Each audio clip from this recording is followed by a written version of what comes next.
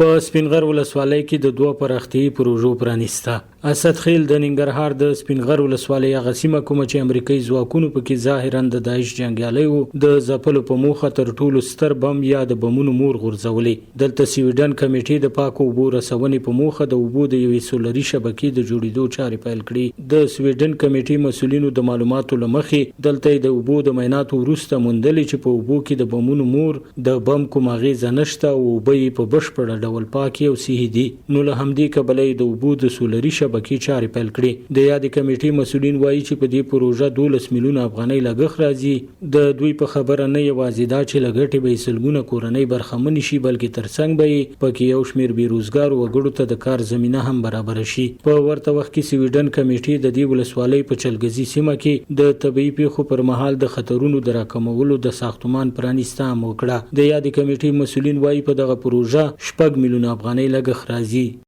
د پاکو اوبو رسونې پروژه ده چې مجموعي لګښت 12 میلیونه افغانۍ او همدارنګه دوهمه پروژه چې نن موږ تاسو افتتاح کوو هغه د چلګزي په شورا کې د طبيعي پیښو پر وړاندې د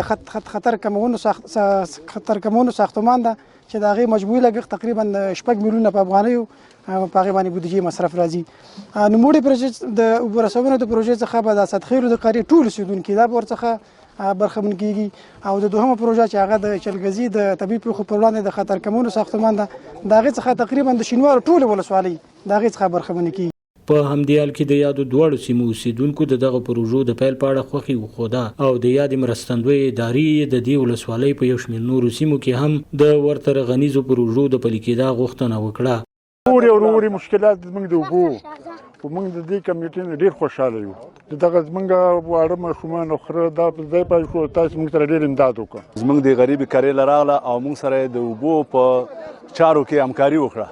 اوس تر دا غوښتنې لرم چې زموږ کلینیکونه او مکتبونه او بندونه ټول شاړ دي باید چې موږ سره په نورو برخو کې هم همکاري وکړه. دلته ډېر مشکل و که نه ډېر مشکل و داسې په تکلیف کې خلکو چې بس خلکو باندې به شپې راتلې څه باته یې سارو څه بدل ته یې سارو بس 2 شپې به 3 شپې به ویسارو او دې نه به دغه کابله پورې دا ټول خلک او د تورخمه پورې دا ټول خلک به دې نه ګټه او در بابا پورې به دا ټول خلک دې دغه ګټه اخلي.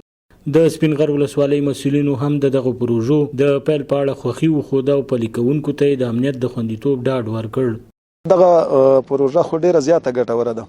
دا چې په سکیم زموږ په دې ځای کې سویډن مؤسسې یا نورو برخو مؤسساتو دلته کارونه کړي د هغې نه د مامند د خنډکي نه اوبه راوستل تر د کوچیانو غونډۍ پورې په زرګونه کورنیو ته هغه ستونزې حل کړي دي چې مطلب په نیم ساعت یا په 100 منټو زیات مزل باندې به خلکو اوبه خپل کورونو ته راوړي.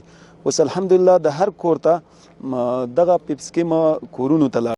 دغه دواړه پروژې د ملګرو ملتونو د UNDP ادارې په مالي لګښت د سویډن کمیټې له لوري جوړیږي. خو هیره دې نه وي چې سویډن کمیټې له دې وړاندې هم په دې ولسوالۍ او د دې ولسوالۍ په گاوند اچین ولسوالۍ کې د هرپوي زده کړو سیمه ییزه حکومت ولۍ د کلو پراختیا برنامې تر چتر لاندې د پاکو اوبو رسونې او یو شمېر ښوونځیو ته د ودانۍ جوړېدو برخه کې هم د پام وړ پروژې پلي کړي دي. سباوون ساحل، وحدت نیوز، د سپینغر ولسوالۍ.